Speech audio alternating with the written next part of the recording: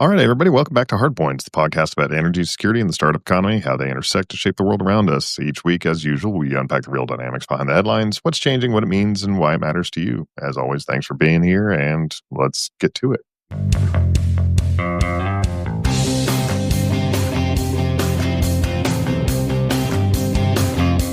Neal, how you been? Well, today is the Marine Corps' 250th birthday, and that makes me happy. Happy birthday. Happy birthday to everyone. This is actually today. I will walk up to at least a couple of dozen people and wish them a happy birthday, in part because I want them to look back at me in some sort of bewilderment. Because then I get to explain to them it's the Marine Corps birthday, and therefore it's all of our birthdays all at once. There we go. Yes, we are all so blessed to have been gifted God's gift of military services, which is the United States Marine Corps. For those unfamiliar, the Marine Corps, as you go through training, inculcates a certain sense of identity there, which is that your birthday becomes the Marine Corps' birthday, which is November 10th, 1775, in which the Marine Corps was started in a bar in Tun Tavern, was it? Philadelphia, something like that? Tun Tavern, Philadelphia. You got it, man. That's pretty good for a Navy man. Yeah, I've made the mistake of being friends with Marines over the years, and so this is just part of what they won't let me forget. So, anyway. All the best things started in bars, though, right?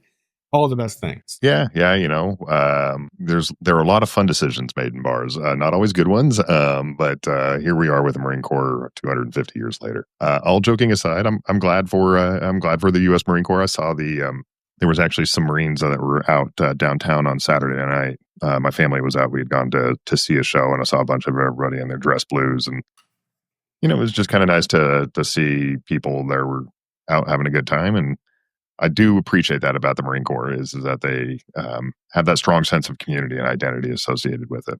Yeah, it's one of the things that I don't know that many outside the Marine Corps fully appreciate.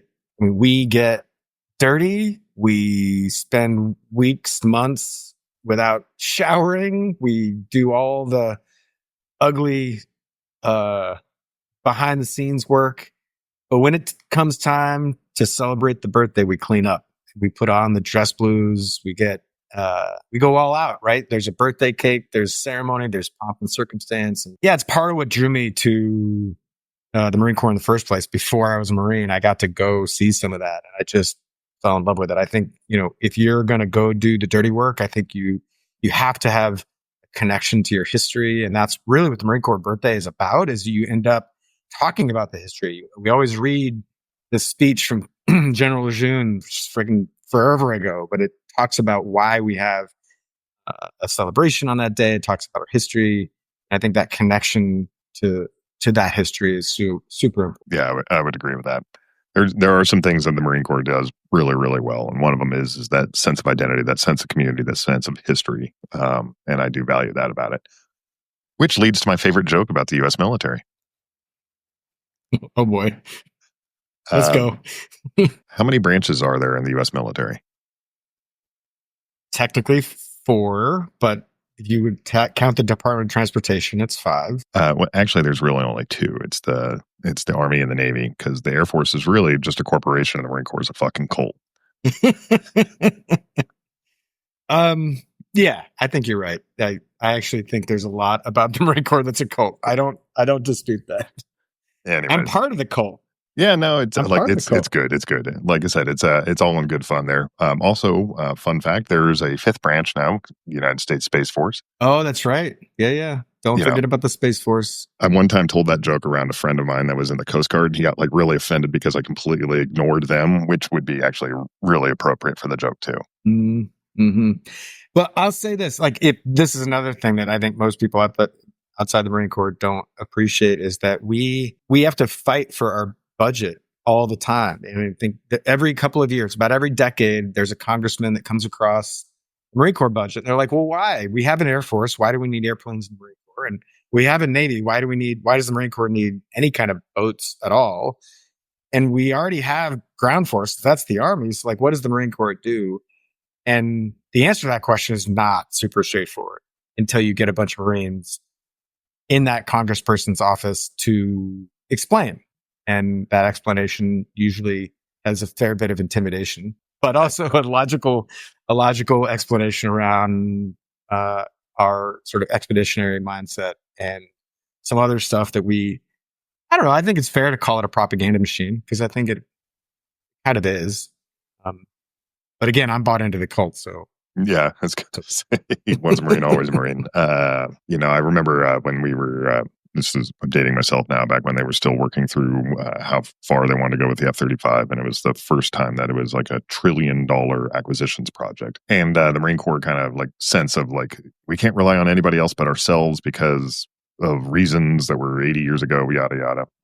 And so the Battle of Guadalcanal, to be particular. yeah, I know We it was still remember. 80 years ago. So you're right. Nothing could have changed in the better part of a century. But I remember one congressman asking in the appropriations process, which was, why does my Navy's, Army's, Air Force need this particular type of jet? And you remember going like, oh, well, it's a valid question. So anyways, well, God bless All the right, Marine but Corps. yes, but hold on. I got one other point I want to bring up here is that yes, it is true. There's the Battle of Guadalcanal. For those that don't know, there was a moment in time where the Navy decided they needed to go.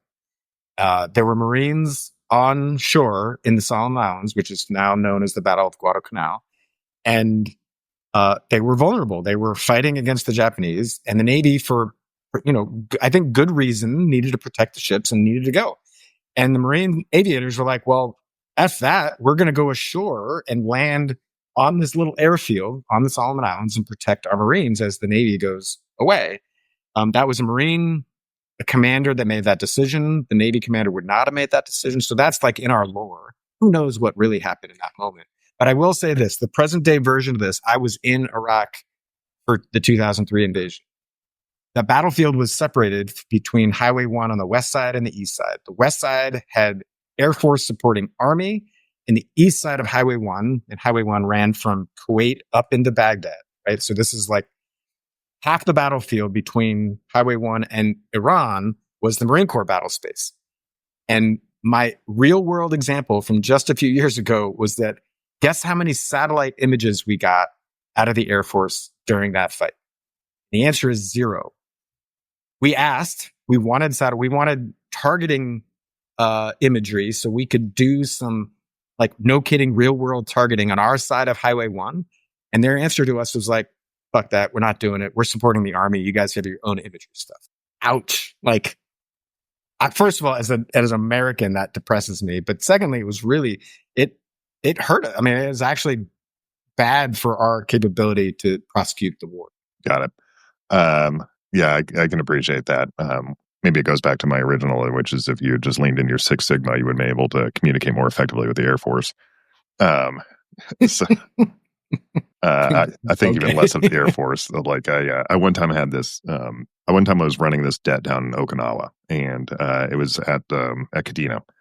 So those unfamiliar with Kadena is there's an Air Force side and a Navy side, and so we weren't allowed to be on the Navy side because we were even though we were Navy jets, because it was jets, and that side of the base is not allowed to have jets. So we had to be on the Air Force side, and the Air Force side was the Air Force like came out of the Army and was very corporate, and so it's added this layer of like corporation kind of behavior on top of like this Army layer of mindset of just like you have to do these rules. Why I don't know, but you have to do these rules. So I remember one time as we landed, we had I was kind of in the early det, and you have to get this like number for prior authorization to land because it's a military base and they want to have all those sort of things. And ours was to cover for a 3-week period, and we couldn't get in the night that we wanted to because of weather that was in the area on the way down.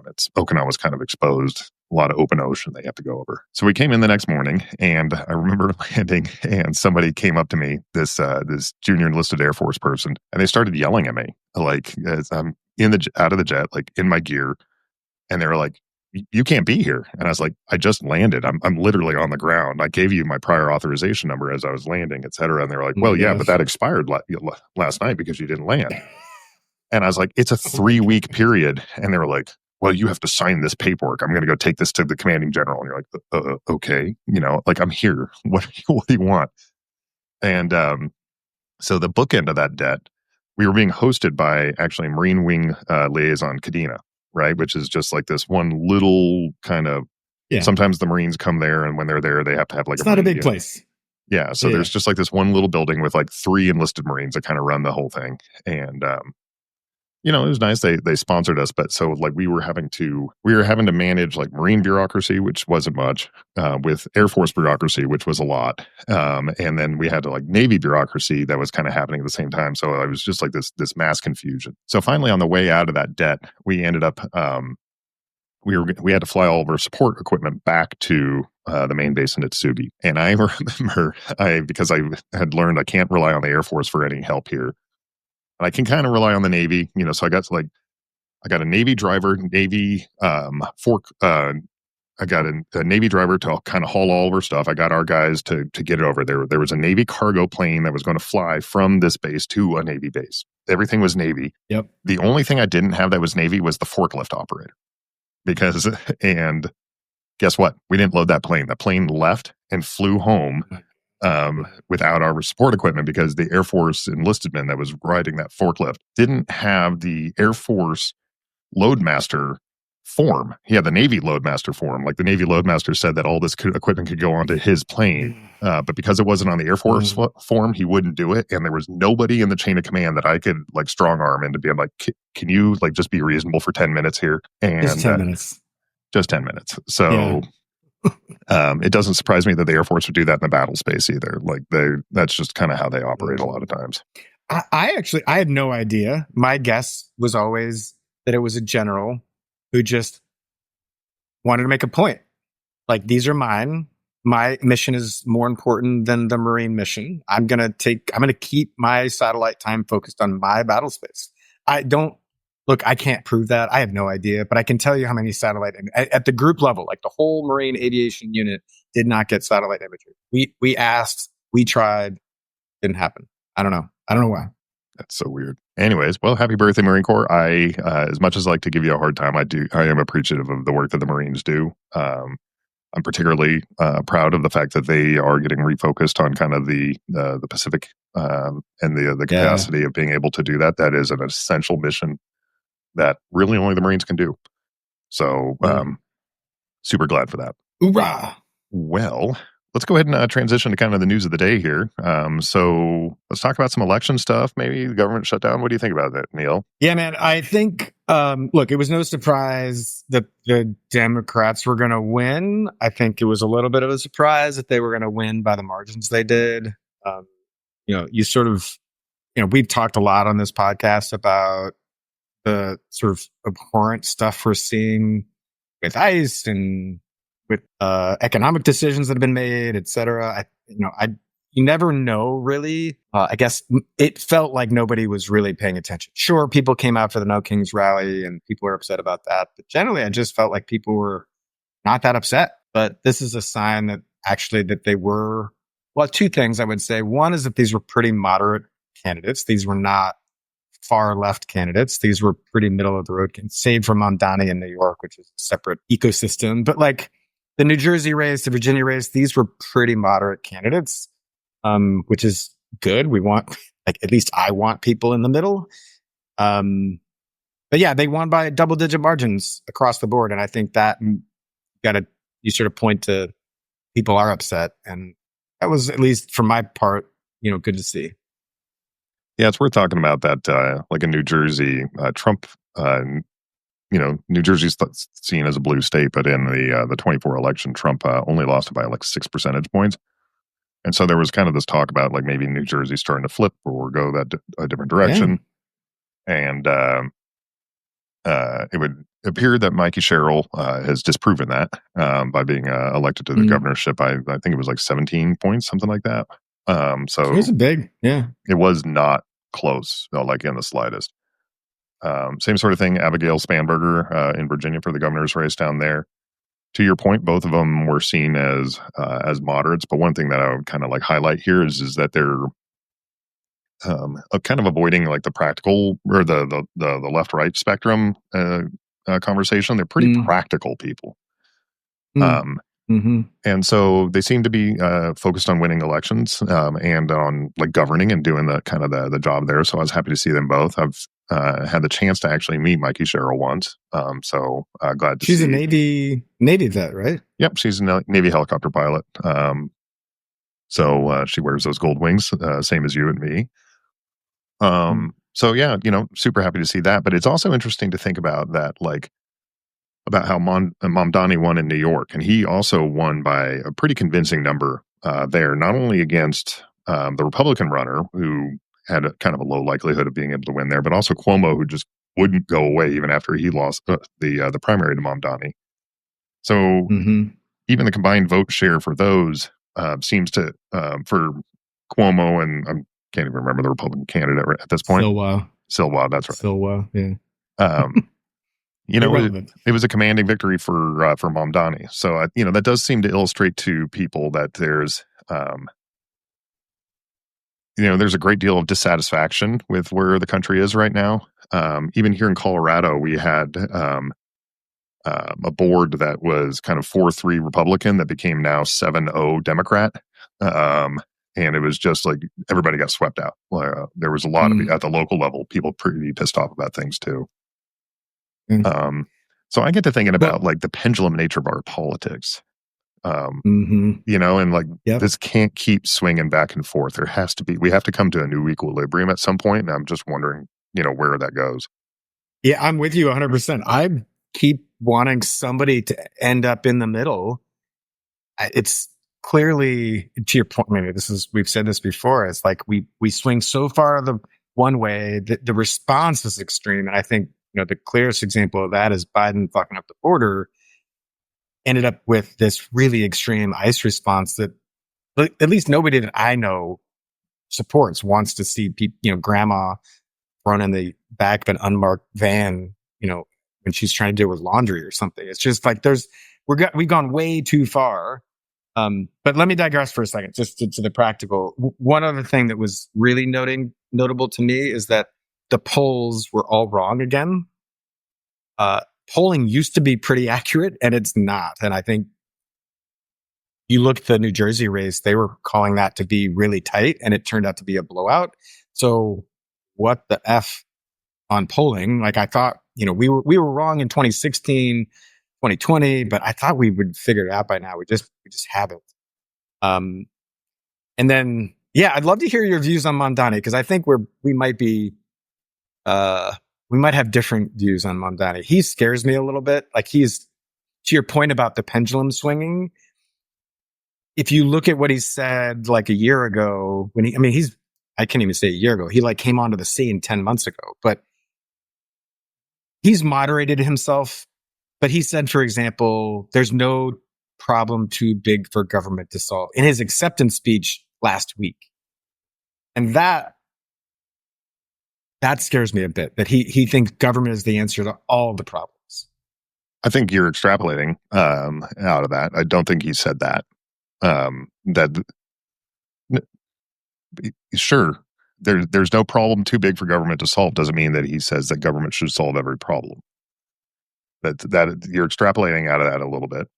I would say that there's different ways you solve problems, right? Sometimes it's local in a kind of a community sort of way that doesn't involve any degree of government or business. It's just neighbors getting together. Sometimes it's religious. Sometimes it's business, right? I started a business. You're leading a business, same, where there's a problem we want to solve, and there's an economic structure in which we can do that. But one of the reasons I got into this was that there's certain problems that business solves best, but there's also certain problems where like our government solves it best, and that our government should do big things, in my opinion. I think we've gotten away from the idea that like, our government can do big things even. We seem to be able to mobilize lots and lots of people at the drop of a hat and pretty illegally in many ways to to run detention camps and to sweep up brown people all the way across the country, but we can't solve like the problems of the people. Like the whole reason that government exists is for that collective problem, the things that that need to be solved by all of us. And so I that's what I think. Like I don't think there's some things like, to your question about Mamdani specifically, there's some things that like I'm pretty skeptical of. Which is, the idea that, running grocery stores and food deserts within New York City, like run by the state, like I'm not sure that's going to work. But I'll tell you what, it hasn't. Those are problems that have not been addressed by subsequent mayoral candidates and generations of people. So if it's between not solving the problem and the government trying to step in and solve the problem, I'm in. The government should try to solve the problem. I kind of go to the FDR mindset, which is, he talked about during the Depression, I'm going to try a thing, and if it doesn't work, we will stop it and we will try a new thing, but we are going to fix the problem. I mean, that's the startup way. I mean, like, hell yeah. I'm like, here to that. And I have publicly said that Trump and specifically Hegseth trying new things, I am in favor of. There's some of the stuff that I have supported that they've done is mostly around trying new stuff. And I'm actually, that's not the thing that bothers me. His comment about government should own the means of production bothers me.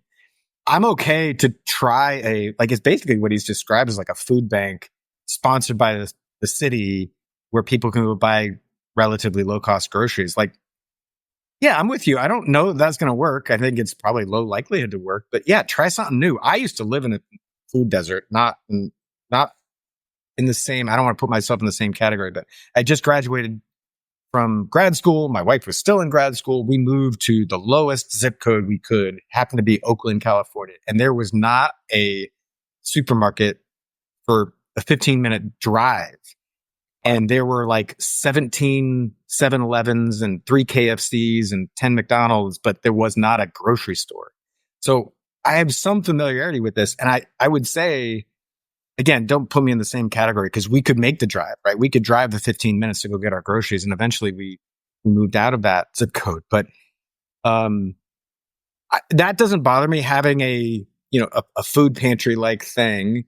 I do worry that like his intent around owning means of production that's not democratic socialist even. That's beyond that. And that's then when I say I get nervous, let's see how he actually governs. But like his rhetoric was way far left where I'm comfortable. Yeah, I think that, again, I've lived overseas twice now, thanks to, courtesy of the U.S. taxpayer, stationed with the Navy. And there's a lot of things that seem very far to the left in the United States that just aren't that far to the left everywhere else in the world. And so there's a bit of a component to that. And, if we're really worried about owning the means of production by the government, like it's the Trump administration that's doing that. They're buying up chunks of major corporations right now. Buying up Intel, like stop it, man. Just we talked about that a couple weeks ago. Stop it.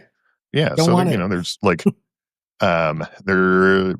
it comes to, for me, when we start thinking about like politics on like kind of a left-right spectrum, I think it starts falling apart because it's increasingly, I think the organization, what we're seeing in kind of that pendulum swing is the fact that neither party really seems to be addressing the needs of the working class, and they tend to be, because of in my opinion, the corruption of money in politics. They tend to be heavily focused on the needs of the wealthy.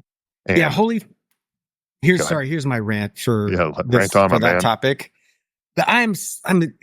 Somebody got on one of those Sunday shows, whatever, and was talking about there's 42 million people on Snap. How is that? That's not possible. Most of those people are scamming the system. They don't really need that food. And like, how out of touch can you possibly be, dude? Actually, 42 million people are on Snap. They need that assistance, and there are people that are going hungry. Is 5% of that population scamming? Maybe. I don't know.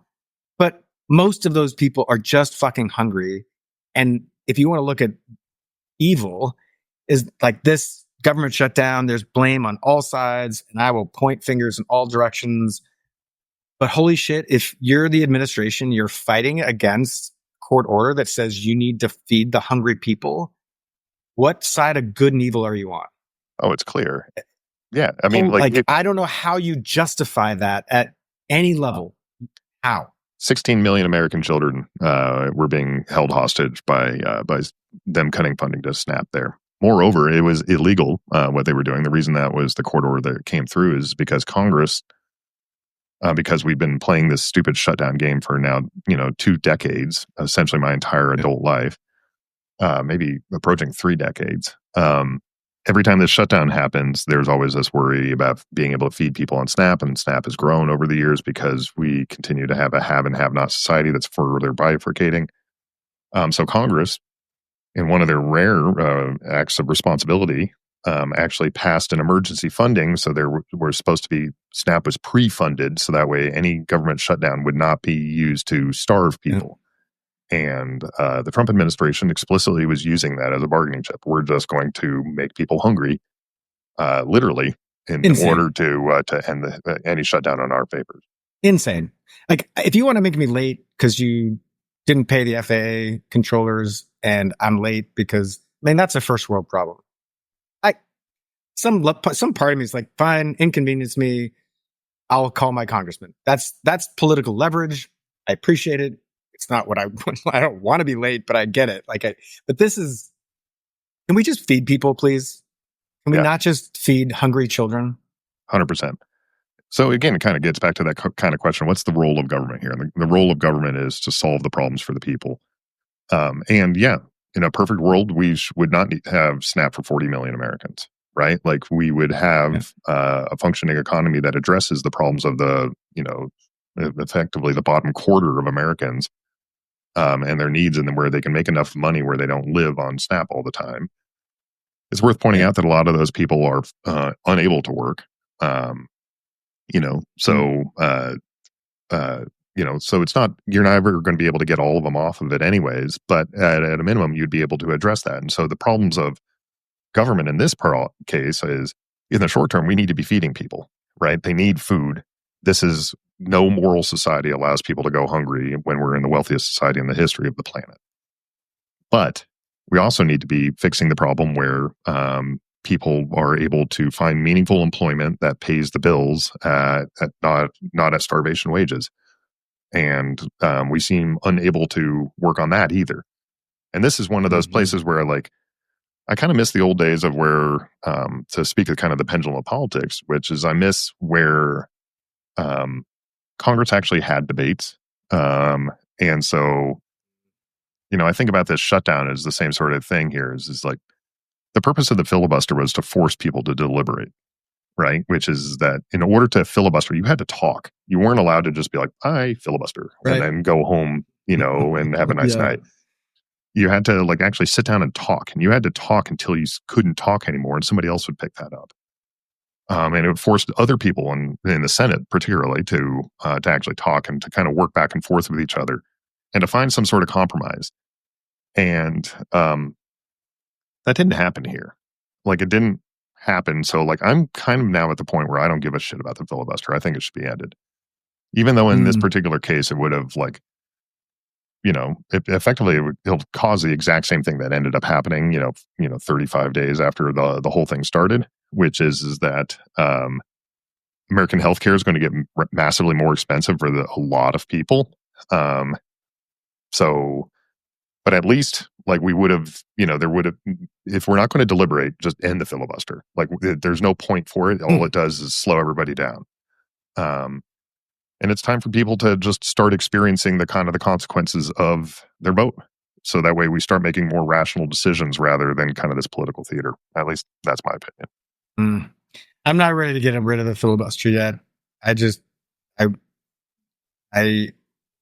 am worried. It's a very classical view, is that the Senate's supposed to move slow and be, and prevent the whimsical or fast decision making and prevent the whipsaw.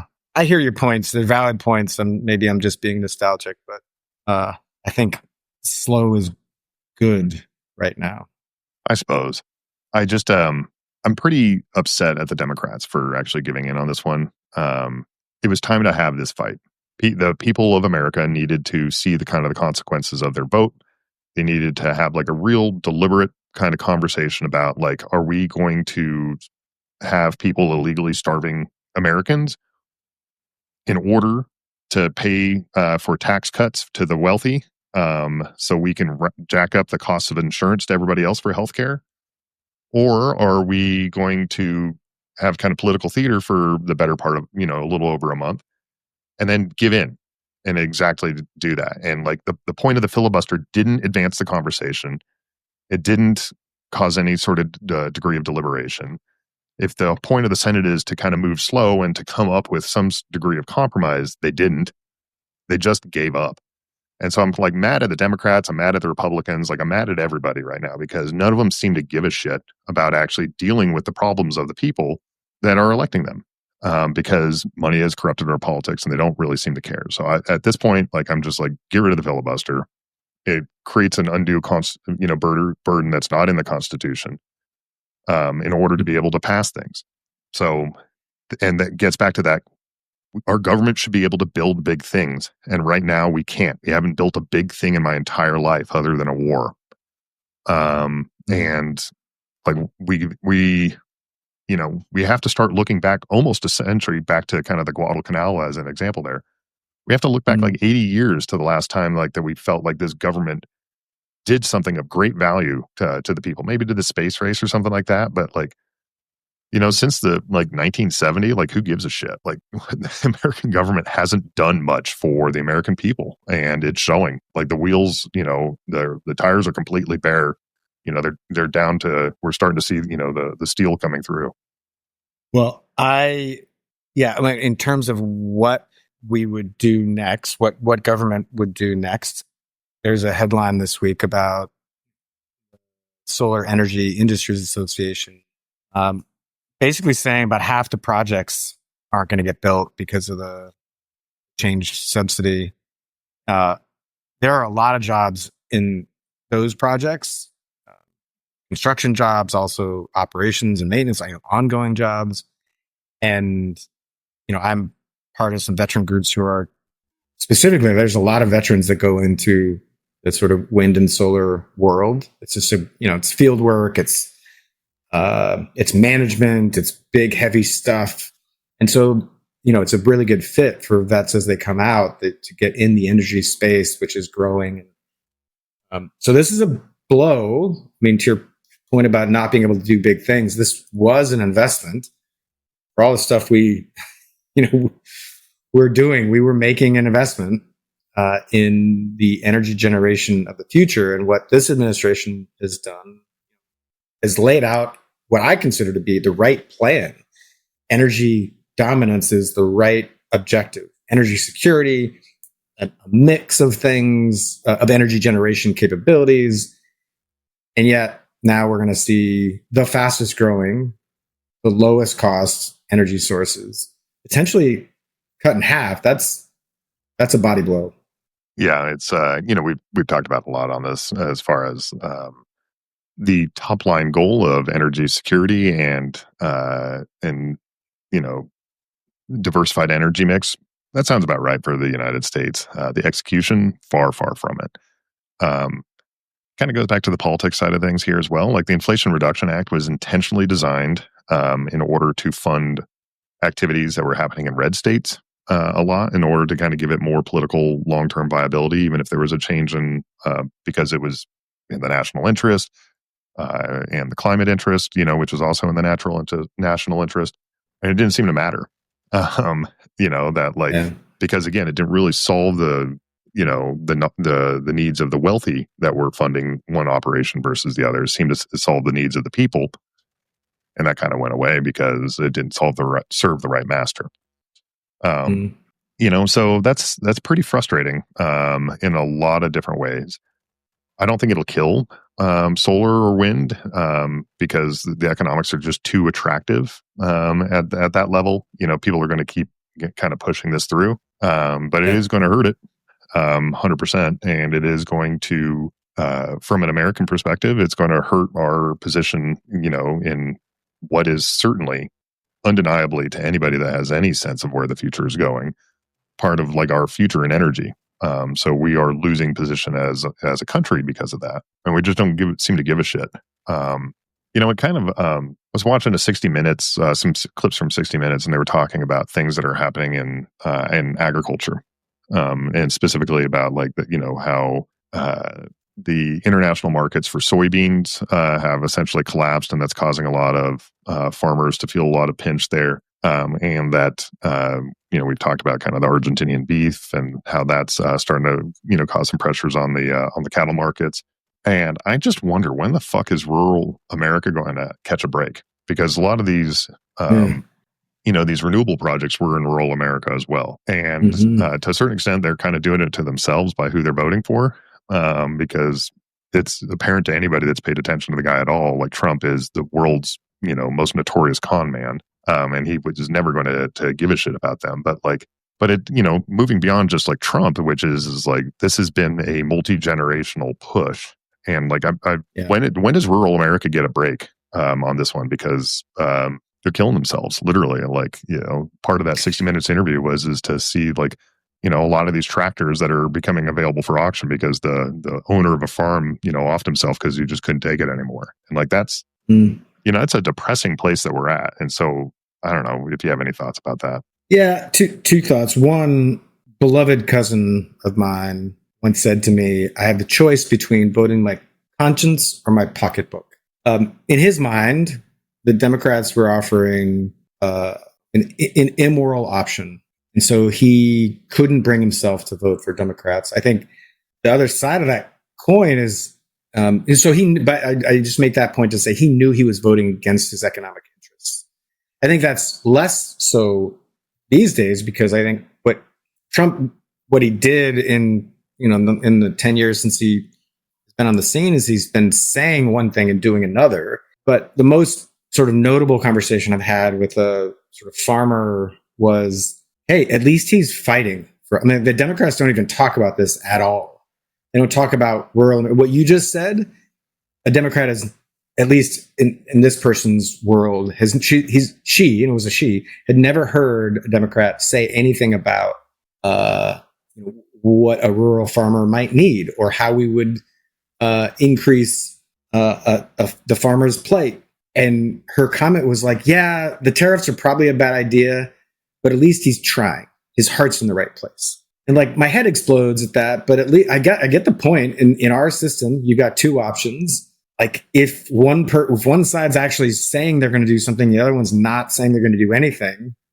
Yeah, I mean, I guess maybe the choice is clear. I don't know if I buy that.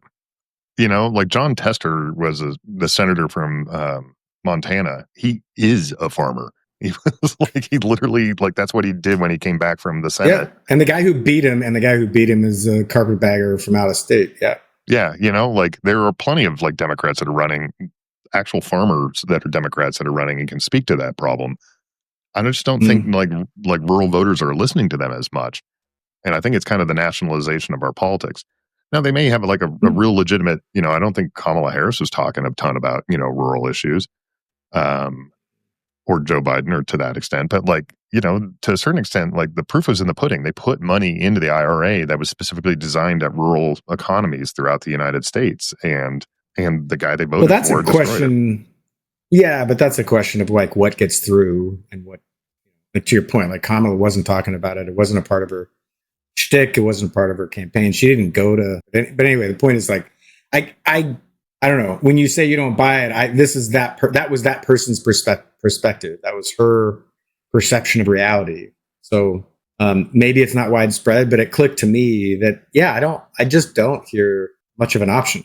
Like, at least, as you say, from the federal level, Democrats are the elitist coastal university types with PhDs. And, Trump has proven himself to be the rich kid from New York who's looking out for his billionaire buddies. But that's not what he goes and talks about at the rallies. I suppose. I can't get over the idea of the guy that built a high rise in New York City and lives on a fucking golden toilet is the champion of the people. Like, I will never to my dying day understand how. No, my buddies from Alabama love him. Oh, it's they love them, and also they have been conditioned now to believe that the other side are evil. In fact, now both sides believe the other side is evil. So at least we have that in common. Uh, I mean, back to the beginning here, which is the idea of like one side is cutting, like trying to starve people and is grabbing abuelas off of the street, and the other side is like trying to put in solar farms and make sure people eat. Like I'm trying to have some just from a religious perspective, trying to have some like appreciation that like I don't know everything, I can't know everything, I'm not supposed to know everything, I'm supposed to like love my neighbor. And I don't want to see them suffer. And that's why I feel like, particularly for the plight of rural America, because like they are suffering and they are dying. But I just don't understand their decisions. And I'm struggling with that. Yeah. Well, my version of that is just information ecosystem, mostly information ecosystem.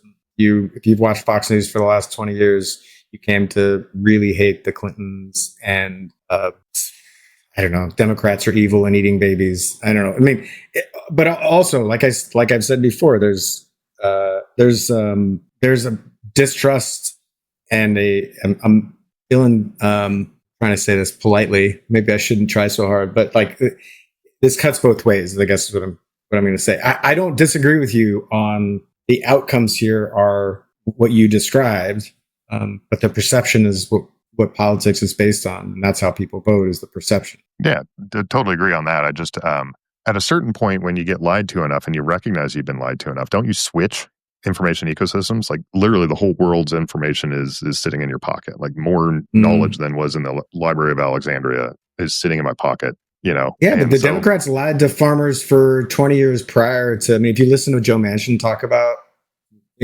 all this, he tells the story from the 70s through the 90s about how Democrats were supposed to be for the working man, but didn't. You said this like a couple of minutes ago. It's like they didn't actually do things to help the rural in America. They stopped, and then ultimately they stopped going there at all.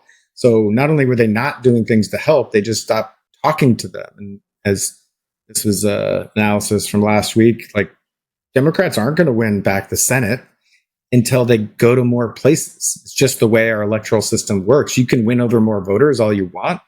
Unless you win more places, you're not going to have control of government. I think they call the middle of the country the flyover states because a lot of people fly over them and at their peril, right? Those are important constituencies. And this is one of the things I'm pissed off of. You've mentioned it. I'll say it again. Like, this is part of why I'm pissed off at the Democratic Party. Because like, seriously, you're just going to not go to whole parts of the country? That doesn't make any sense. Again, that's what's happening. I mean, I agree with you to a point. I guess as somebody that lives in California, have you ever actually heard a lot of Californians refer to states in the middle as flyover states? Oh yeah, really, for sure. Yeah. Okay, because most of the time I've heard it has been from people in the middle of the United States referring to it as a bit of an identity, and it's almost like a little bit of a chip on their shoulder. The times that I've spent in rural America, like they seem to talk about how much disdain that people in like cities or in coastal states have for them, but I don't in my time in those places, I have not experienced as much, the people, the biggest problem that I think the people on the coast and in urban areas have for the rural is that they don't think about them much at all. And to me, that seems to be the bigger problem rather than like they think of them disdainfully. But when I go to rural places, I remember going to a rodeo when I was going through flight school in Mississippi, and the announcer made a grand point of repeating a joke many, many times about how, and this was in like 2000, like George W. Bush is the president, or it was in the early 2000s. So George W. Bush is president, like Hillary Clinton is like the senator from New York, I think just recently elected, has nothing to do with Mississippi at all. And I remember the announcer to this rodeo kept talking about what a horse's ass she was, and kept making like jokes about like, you see that horse? It looks just like Hillary. No, the back end of the horse. That's the one that looks like Hillary Clinton. And I was just like, yeah, it was like super hostile. Like you get that like pretty routinely. Even when I was doing business in rural California, like way north California. Actually, I was actually in Southeast Oregon at the time. And I remember people like talking shit about like the coastal cities. And I was like, I don't hear a whole lot of people. I live in a city. I don't hear a whole lot of people talking trash about like rural areas, in my experience. And so, maybe I'm a little biased there, but it feels like there's more of a chip on the shoulder from the rural areas that's causing their own pain. That if they would figure out that actually their big problem is that they need to be working with the people in the cities in order to kind of come up with common problem solutions, I think we'd just all do a little bit better. But I just don't see that happen. Well, I spend time in the middle of the country still, and not in the cities. What I'll say is there's just town after town after town that have just it used to be a 5,000 person town. Now it's a 50 person town. So we were going to talk also about the uranium mine restart as a function of we talked about the solar and wind projects getting cut in half. At least that's the prediction now. When the big beautiful bill first passed, we thought it might be like 20 to 30%. Now the prediction is 50%. But in the context of what I just said about, there's just so many towns as I drive across the sort of middle of the country.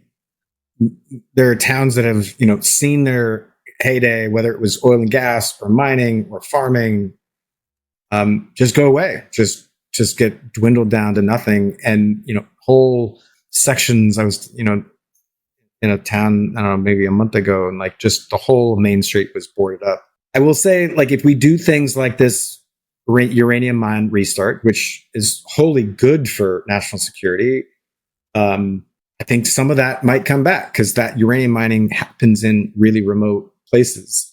It's probably not as many jobs as what occurred, 30 years ago.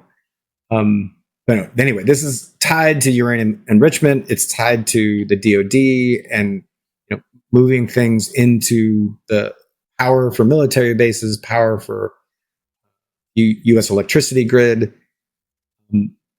Nuclear is still 10 years away. I mean, people will like to say, "Oh, we're right there." One, I give the administration a lot of credit for the focus on nuclear and breaking down barriers to make nuclear go faster.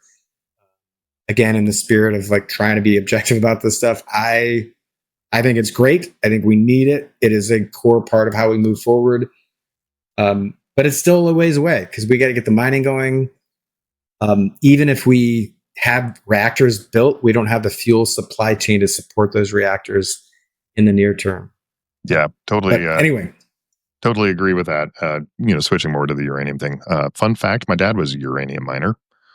Yes, that's awesome. Yeah. So, is that how you ended up so gigantic? And my father is also a large man. My mother's 6 foot tall, so like it was predetermined. Yeah. No. So my dad got his degree in geophysics, and was kind of banging around working on that. But about the time my mom got pregnant, he decided that he needed to get serious about life, and so he worked a couple of jobs. One was doing construction out in the Red Desert in the winter there in Wyoming, and he would be out there for 5 days, and then he'd come back and sit in the bathtub for 2 days just trying to warm up, because Wyoming in the winter, kind of out in the middle of the desert, a very cold. That wind, yeah, and that wind cut right through you. And he did that after, I think it was after, maybe before. He also worked in the uranium mine for about 3 months. And he said it was the worst job he's ever had. He said it was just, because of like the exposure concerns and it was a tough job. But to your point it is something that happens in a rural economy, and it helps to kind of prop up rural economies. When I was a kid, my grandfather was a forester, and they retired to a town called Council, Idaho, and I watched that mill shut down. And I watched what was a pretty vibrant small town just kind of blow away in the dust. And the people that were left behind were incredibly bitter. At the time it was like how do we pit like the environmentalists against the timber companies, and so that way they had somebody to blame, but it really was a problem of capital, which is that they had outstripped the resource, and when they went down they didn't feel like any compunction about like shutting it down, because that they didn't have a sense of ownership to the rural economy. And so I worry about that a little bit in the uranium mining sort of thing as well. Is like you have this, you'll have this town that'll have a certain degree of vibrancy. You'll even have a boomtown vibe to it for a little while there as it's getting set up. But like, how do we set up the rural economy for kind of long-term health? Part of that, Yeah. would be is setting up a demand for it. And so to the Trump administration's credit, is they are proposing like a massive expansion of nuclear power. Yeah. Partially funded by foreign influence, and partially going to be owned by the U.S. government. So there's an interesting component there about like how the U.S. nuclear industry will be partially owned by the United States government. But nonetheless, it will be driving some uranium mining associated with that. And I do think it's from a climate perspective, I'm all on board. I used to live on top of 2 nuclear reactors. My grandfather was in the Atomic Energy Commission. I know how dangerous. You're talking about the aircraft carrier. For those who didn't track that comment, that was your aircraft carrier. Yeah, that's right. So I know both the benefits and the risks of nuclear power. Super, and I think it's a great thing for the climate from that perspective. I think it'd be a good thing for rural economies. A few rural economies. It's not like they're going to be doing uranium mining in like central Pennsylvania or something. But nonetheless, like I think it's good for America that we have like this expanded nuclear capacity and nuclear power system. I just wish it didn't come, as a winners losers kind of mindset against renewables as well, because I think we kind of need all of the above. Totally, we do. There's a massive shortfall. All right, let's switch topics to the last one I was going to tee up for you. So I'll give you the premise, and then I want to hear your raw reaction. So the president has directed the National Guard, which is reserves, right? It's a reserve component in case people don't know. It's not active duty, but the president has directed the National Guard to develop specialized units in each of the 50 states for rapid, keyword here, domestic deployment. These are named QRFs. That's quick reaction forces. And this was done by executive order. So the Pentagon is now sort of working on sort of creating these units in each of the 50 states that would be available for what they call rapid nationwide deployments. The executive order applies to all of the states, the U.S. territories, not D.C. They don't have their own QRF apparently, and it's supposed to be roughly 50 troops per state, and trained in civil disturbance and crowd control, including the use of batons, body shields, stun guns, and pepper spray. The troops are going to be assigned to this QRF, and they're going to serve in the National Guard and can be called to active federal service, which is Title 10. We talked about that before. They typically remain under the state of governor's control, but under Title 10 can be federalized like any of the National Guard. What do you think? I'm not a fan. For those unfamiliar, the quick reaction force concept came out of some of the stuff that we would do in our occupational work in like occupying Iraq and Afghanistan, and then you'd have these forces that would be able to kind of quickly react. Ironically, the only place where I've seen actually a need for kind of a QRF mindset domestically was in DC, where we're not allowed to have it because that's where we actually had a violent insurrection against the government, and where like we could have had like a better reaction to that. We have not seen police forces being overwhelmed elsewhere, and so this seems to be, to me, being a militarization of the police and a continuing to push as hard as the Trump administration can against posse comitatus, which I think exists for a good reason. I am not a fan. Yeah. So I put this on a spectrum of like, if this was, I don't know, Ronald Reagan, or even better, like if this was Jimmy Carter and they wanted to do this, we're like, all right, that's fine. It's like a little bit, probably, I don't know what you're going to use it for, but like, I get it. Like what we've said before is the National Guard, the military, at least I can speak for myself. I never trained for any kind of civil disturbance or crowd control. Like this just never didn't even talk about training for that. It's just not part of our curriculum, training schedule, whatever. So it in a different context, I wouldn't object. But in this context, when clearly the current administration is pushing the bounds of like a bunch of different laws, from tariffs and shooting boats out of the Caribbean Sea without without due process, with creating a mass police force that does all sorts of things that are just violent and un-American.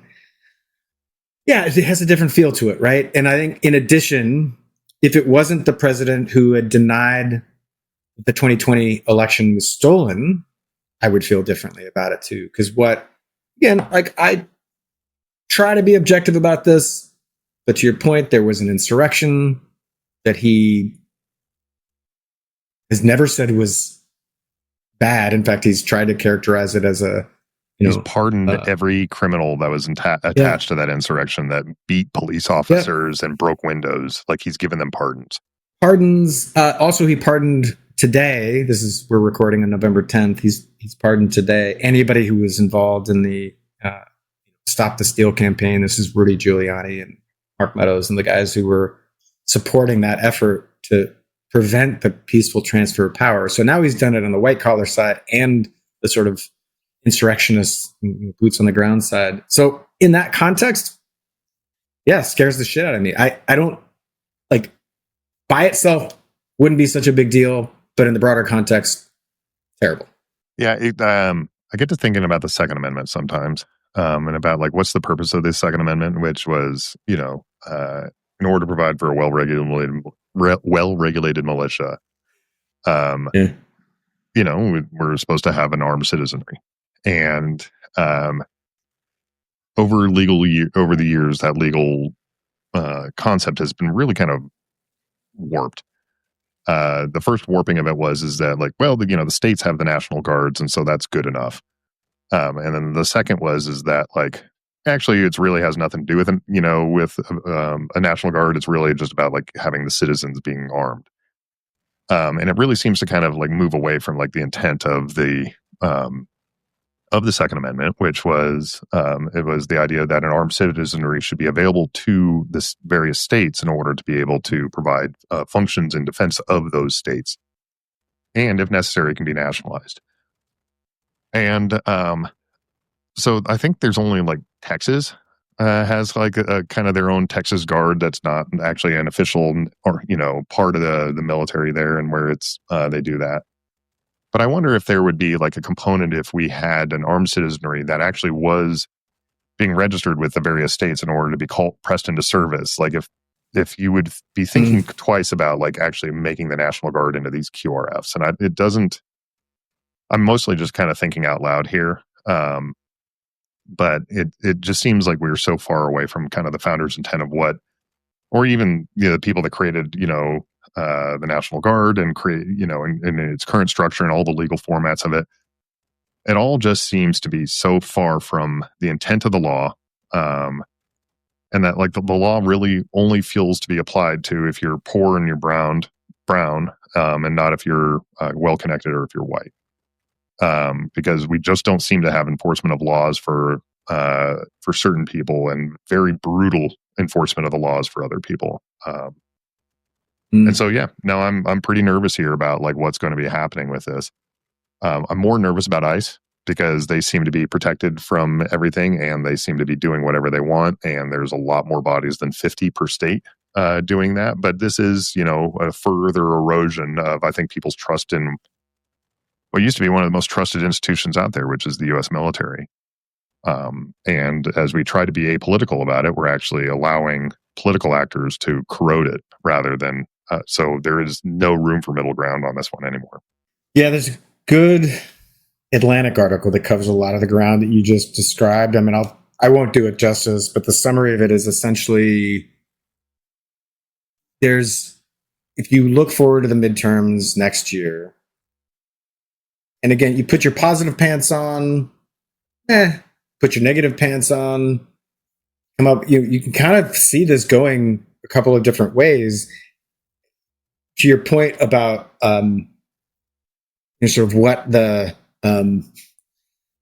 Second Amendment calls for and why we have it, and what the um, it could be, it could feed right into this Atlantic article's sort of thesis, which is there's likely to be a mobilization of troops, ICE, etc., that will do a voter intimidation and may even facilitate um, the the seizing of voting machines.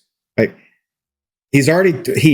President has already sort of tested this by trying to seize voting machines in 2020, and the federal government doesn't actually run the election. This is sort of what my friends who want to talk about how there's been so much fraud in our elections. I don't remember what the number of districts is, like precincts or whatever the right term is, but I mean it's in the thousands. You would have to have a very well coordinated campaign to get to actually execute on voter fraud.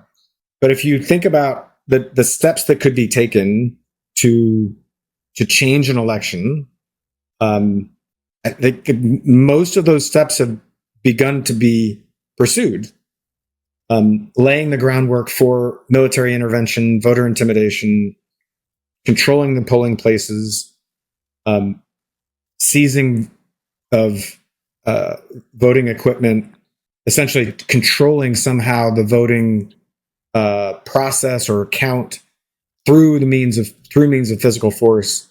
And then beyond that, then just all you have to do at that point is then cause doubt. You have to create a scenario in which the House Republicans have a veil of like, oh, this election wasn't completely fair, and therefore we're not going to seat the Democrats because we think this election wasn't fair. And so at that point, then the Republicans can seat, let's be frank, like whoever they want. And so the definition of democratic backsliding, I went back and looked at this the other day. The definition of democratic backsliding is using democratically elected power to ensure you don't lose it. And that is in fact what is happening now. It starts with the gerrymandering, where they're using their current power to change the districts. They're going to use their current political power to change how people interact with the voting system. They're then going to do, et cetera, like follow that track. And this QRF is a key part of it. That's why I'm tying it all together in it. So to me, again, you put your negative pants on, your positive pants on, you can come to a very different conclusion. I have friends of mine, very smart, well-intentioned people, just see this very differently. They just say, like, this is just going to be used for immigration enforcement, make sure that, we got to clean up our cities, man. You can't blame them for trying to clean up the cities. Okay. I mean, I understand the argument. I understand the perspective. If you look at all of this, it's like Trump's the good guy. He's only got the best interests of the country at heart. Like, it all seems fine. But if you look at it through a negative lens, it feels like a doomsday. I don't even think you have to look at it through that negative of a lens. Like, I think it's pretty self-evident. It's his words. He's already casting doubt upon the next election. Like, no lens required. Just listen, take the man at his own word. Like he's pretty much done everything that he said he was going to do during the campaign in 24, and he's continuing to do it. The only thing he didn't say that was true was like he didn't know what Project 2025 was, but all the pieces of it are like that are being executed. Like everybody that has kind of have said this is who he is and this is what he does, should take him seriously.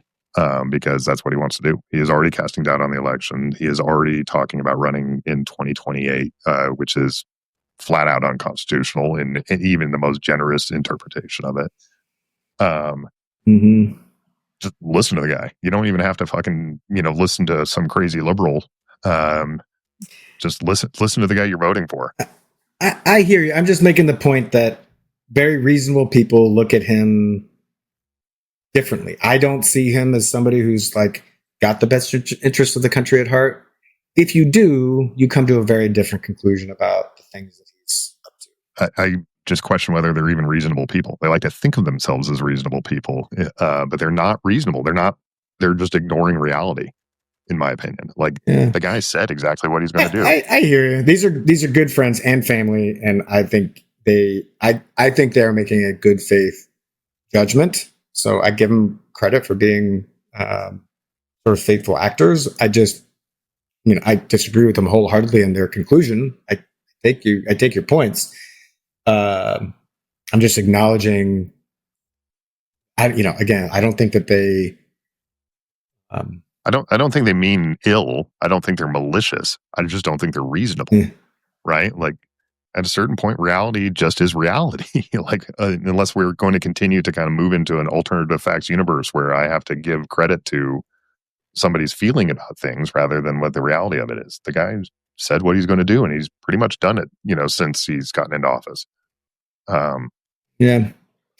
I mean, I can make their arguments to you. The border was out of control. The stock market said it's an all-time high. We need to look out for the working man, and what the Democrats did was counterproductive to that. I agree with all those things. I'm not going to deny that reality either. Like, I will agree with that. Like, again, I try to base myself on reality here. But like, because, he is trying to enforce the border by snatching brown people off the street doesn't mean that he gets credit for me in how he's going to be dealing with elections. It just, they're unconnected there. And plus, I also like, the only degree of connection I would have there is he's shown a willingness in the enforcement of the border, which is very little at the border and very much in our cities, of abusing people and abusing the law and abusing the Constitution. And so that just seems to give more credence to what my concerns are, not less. Anyways, obviously I'm kind of in a grouchy mood here a little bit today, so maybe we should move on to some good news here, buddy. Why don't you tell me what's going on in your world for good?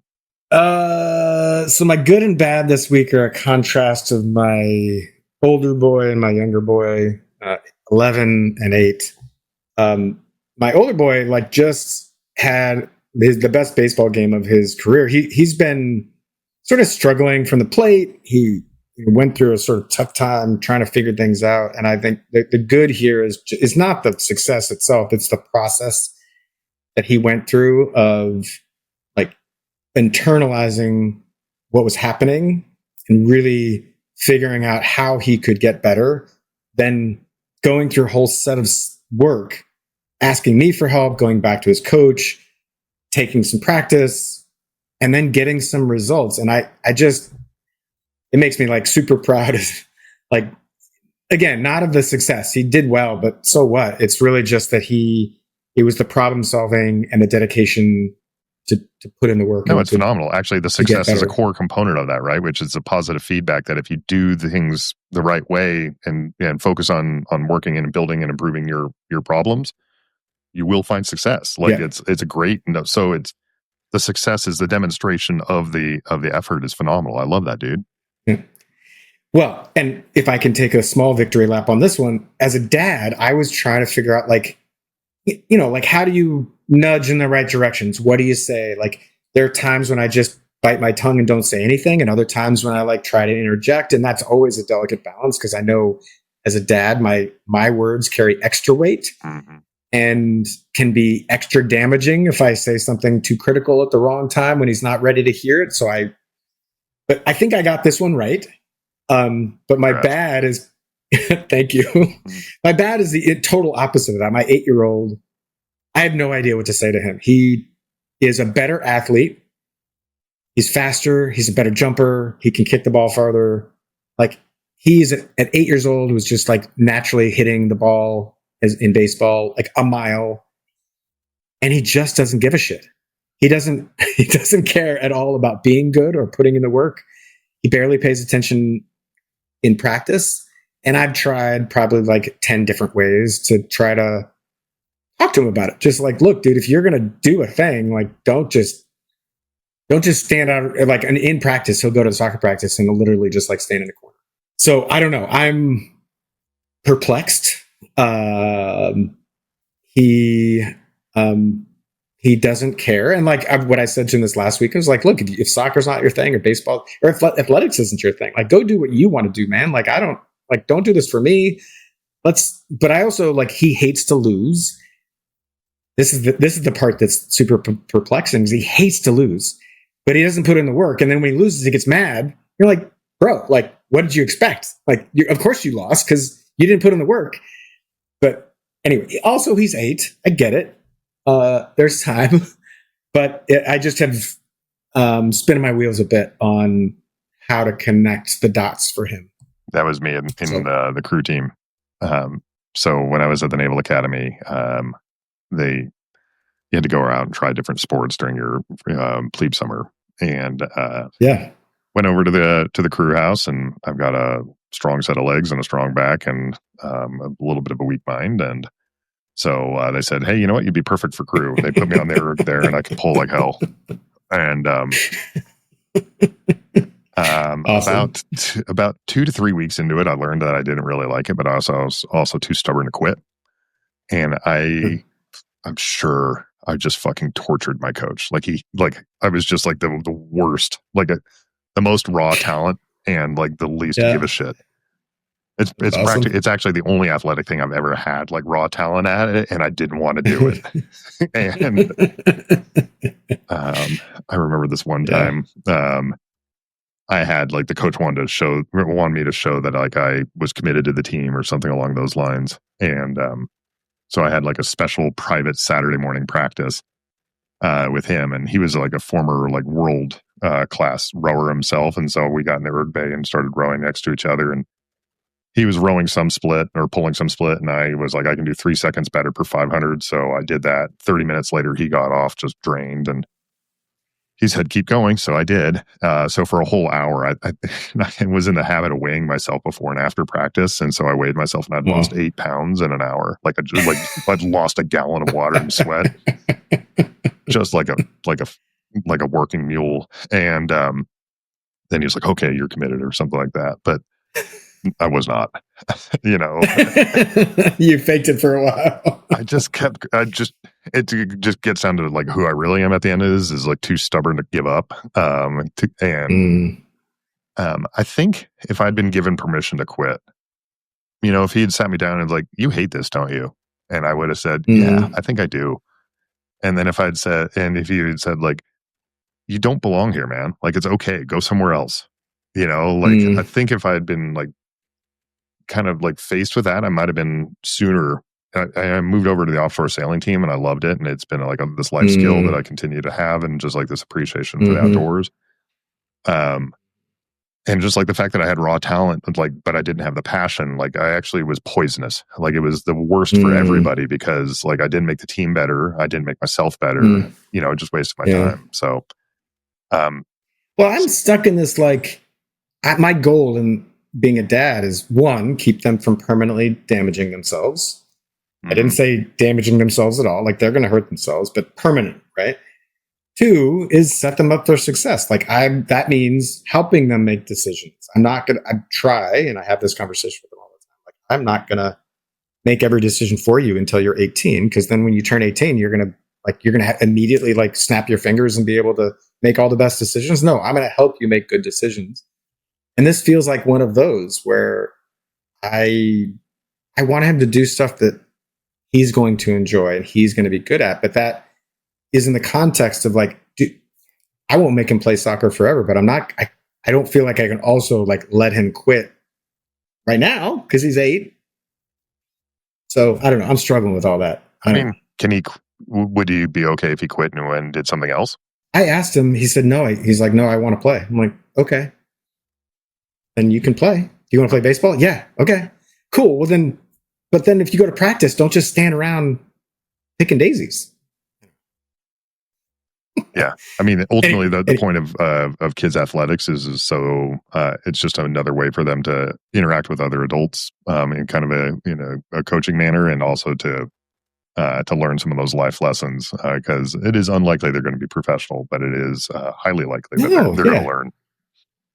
yeah, yeah. Anyway, all right. My other is I have the privilege of going to MIT this weekend to give a TED talk, which is pretty cool. It is not on heirloom; it's on sort of energy, wind energy generally. I have been working my butt off to actually come up with a script. It's a 10-minute talk with slides and the whole thing. Super intimidating, and I just hope I don't fuck it up. Why is that another, man? That's a great. Well, it's another like, well, let's see how it goes because I could totally fuck it up. You're not going to fuck it up. Shut up. You don't know Seriously, shut the that. fuck up, Neal. Like how did you casually get a TED talk at MIT put onto your resume here? This was I was at a Council on Foreign Relations event, and somebody there heard me pitching. Uh, Pitching is too strong a word. I was talking about heirloom, and she thought it'd be an interesting topic. So, Well, the Council of Foreign Relations doesn't pick dummies. You got there for a reason. You're going to do great. So I appreciate it. I will. I'll let you know if that's in fact true next time we talk. Okay, I'll make sure to link it to this podcast, so that way so everybody else can share it as well. For me, my goods are a little bit more, my good, bads, and others a little more mundane. The good is we got a new to us car the other day, so pretty excited about it. We're now a Nice. 2 EV family. Matter of fact, we're Solid. a 2 Chevy family. So Oh, okay. yeah, so we got. I've had a Chevy Bolt for like 5 years now. I think it's a 2017. We bought that used. Mm. It's a great little car for getting around town. I wouldn't take it up into the mountains, but as far as like a kind of a around town commuting car, it's great. I'm as big as I am. It's one of the most spacious interiors I've ever been in. Wouldn't The have seen seat that coming. slides so far back that I can't slide it that far back and still be able to reach the pedals, which is something for a guy that's 6'5". So so it's been good, but the car that we got was a Chevy Blazer EV. It's a 2024, Yeah. and we only Okay. we buy a new car new to us. We replace our cars about every decade. So if we have 2 cars, it's about every 5 years. And the juxtaposition between this and the Ford Escape that we had before, it's like I feel like I'm on the like the bridge of the Starship Enterprise or something. There's screens all around, and you just talk to the machine, and it does what it wants, Ah, and yes. um, Yes. it is pretty cool. That's awesome. And it's kind of when it's also this recognition of like my family's in a different place as well. We really wanted to think we ended up getting a slightly bigger car. The Blazer is a little bit broader, barely fits into my detached garage Oh. for the spot in that. So I had to clean the garage. And Nice. yeah, it's actually kind of funny because like it was this chain of events. Like the Ford Escape's battery died. And so I went and replaced the battery, and then 2 weeks later it died again. I was like, what's going on here? And I took it to the shop because it was a little bit more advanced than that. And they said, oh, by the way, you have all this maintenance that you have to do to it. And I was like, if I wanted to keep this car for another like 5 years, I would. But I didn't want to keep it for another 5 years because we wanted to go 2 EVs. And so, which led to me having to get this car, which led me to cleaning the garage, which led me to, it's just funny, like this chain of events. We now have an electrician coming to install a new outlet for us. Nice. All right. But this car is a little bit bigger because we got to thinking like our kids are getting a bit bigger, and Lindsay will soon be the smallest member of our family, and she says there's no way in hell that she's giving up the front seat when we're driving together. So it became a thing of like, okay, who's going to fit a kid my size in the back seat? And so we got to thinking a little bit about that. But so it's kind of exciting as far as like this new to us thing, and then also like about kind of like the stage of where our family's at. So Right there's on. That's fun. the flip side of that coin though is the bad. Holy shit, car dealerships! Like I am so ready for them to go away. Like I think like there's a lot of problems with Elon Musk, but one thing that he has 100% right is like the dealer experience is garbage. Mm-hmm. I mean, it was. I set up to we had them go and find it for us someplace. And that the experience was pretty good. They had it imported, from Michigan to here to Colorado. And I asked Mm, them like, "Hey, I'm going to be." They told me to come pick it up, and I said, "Okay, great. I'm going to come at about 6ish. I'm going to bring the family. You've got all the mm-hmm, paperwork. You knew who I am." It took us mm-hmm. 3 hours. 3 hours to check out for a car that we were not even financing. We were paying out of money. We had saved the Oh money my for it, gosh. and Yeah. it was just like, what are you guys doing for an experience here? Like your whole job Yeah. is service, and it sucks.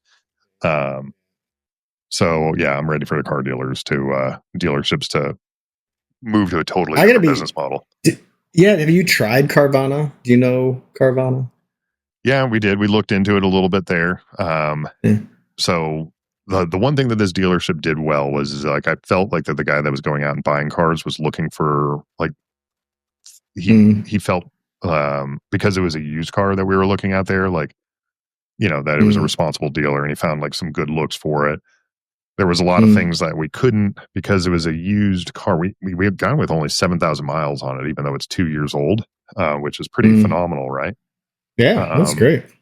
and so, like, they have access to some of these cars before they're kind of put onto the open market because it's internal to Chevy. Um, Mm. Oh, I see. Yeah. so we were able to get kind of more of the car that we wanted. So that kind of worked out there. Um, Mm. so if the dealerships all went away, then that would be just the way the market works. But that's where Yeah. we're at. No, I bring up Carvana because I sold my last car on Carvana and it was so simple. It was probably like 20 minutes of like uploading documents and the title and this and that. Set an appointment. They showed up. They took 20 minutes to look at it. They loaded it up and took it away. I mean, it was like the simplest compared to what I've done in the past. I mean, you can buy them too and they'll deliver them, right? There's a few services now that'll do that. I had a neighbor that did that. Um, I'm not sure I'm ready to buy a car sight unseen. Like I care a little too much about my cars, right? I think people that just drive them as a commodity, it's not a big deal. But for me, I don't know. I feel like I'd want to a little bit more personal than that. But Yeah. still, anyway, I agree with you about the dealership process. Just like the heebie-jeebies about going and dealing with the salesman all the way through. Like the and did you have to negotiate where they have to go into the back office and see if they can do the deal? Yeah. There was that component. And it's just like, what are we doing? Like, Yeah, you know, stop. Just yeah. Anyway. it's not a good experience. And then I ended up taking the bolt in for some periodic maintenance. Like EVs, at least like need like Mm, no maintenance. So like it went in for the 60,000 mile maintenance, and that was the first maintenance that I had to go in for. And it was just like a coolant change. But because it's an electric vehicle, I wanted to take it to the dealer because like they were responsible yeah. for it, and like this was the first version of that electric vehicle. And Hmm. same thing, dropped it off for maintenance, called them ahead of time to schedule when I was going to be dropping it off. It still took me 20 minutes to do the paperwork. They said that they were going to give me a ride afterwards.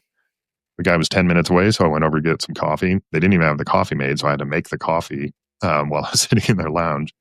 45 minutes later, turns out I was fourth on the list. The guy to drive me was 10 minutes away, but I wasn't first on the list. So I was like, Oh boy. wait. You guys were just going to expect me to wait in the lounge for 4 hours, like, or 3 hours? Like, what are we doing here? Like, just say Mm. you don't have it. Anyways, it seems like they're just so disconnected from like what their core function here is, which is to provide service. And I'm even paying a Yeah. premium for dealing with a dealer in this particular case. I'd get it cheaper if I went to my local shop. So lesson learned, I won't go back to that dealer. But it's the third Hmm. Chevy dealer that I've had to deal with as far as around town over the years, and I haven't liked a single one of them. So yeah, and then the others, I guess, for me to talk about here is just kind of my general attitude. I am just in a spot right now where I am pretty convinced that the assholes are winning. And so a little frustrated about that, but like also like as I was walking to work this morning, I also came to realize I saw a guy picking garbage out of the trash can there, looking for a meal, and Mm. so I have to kind of appreciate where I'm at, but like just I'm kind Yeah. of in like this. I guess that I would describe my mood as melancholy. Like I'm Mm. still kind of waiting to see Yeah. where things sort out right now, but I feel very out of control about our future. Mm. You know, the company seems to be doing fine. My family seems to be doing fine, but just feel very out of control about where we're going. And I don't feel like that anything that we are doing on the political side matters, because it doesn't seem to matter. I mean, like, as we talked about before, like I have no idea why the fucking Democrats gave up on this shutdown. Mm. You know, they didn't extract a single thing for putting everybody through all that pain, and I think it was justified. You know, to be able to to stop and say no, we shouldn't be like destroying healthcare in order to fund tax breaks for the wealthy. Thing that was, but if you're not going to stick to your guns, then why even fucking start? So it just feels very, like I said, I just feel kind of very out of control, and it feels like the assholes are just kind of generally winning all the way across the board. So Mm. I don't know. Anyways, so enough of my bitching. I promise I will be in a better attitude next time. But right now, that's my big other. Oh. Yeah, man. I mean, I first appreciate you vocalizing that. I think we're all in that in one way or another, and we can pretend like it's all going splendidly, but it's not. So, yeah, if you're feeling down, I'm sure there's a lot of folks that are, and we just got to lift each other up. So, I'm here for you, man. That's the best any of us can do for each other is just be there for one another and lift each other up when because if it's you this week, it'll be me next. Well, no, it's not going to be, because you're going to be riding high on the fucking crushing speech that you gave at TEDx. So, I congrats on that, man. appreciate the encouragement. I got to go practice. Yeah. Well, folks, I think that's all the time we've got today there. So, if you have a question or want to drop us a line, go ahead and hit us up here at Hardpoints. We are produced by the Valor Media Network. Until next time, see you around.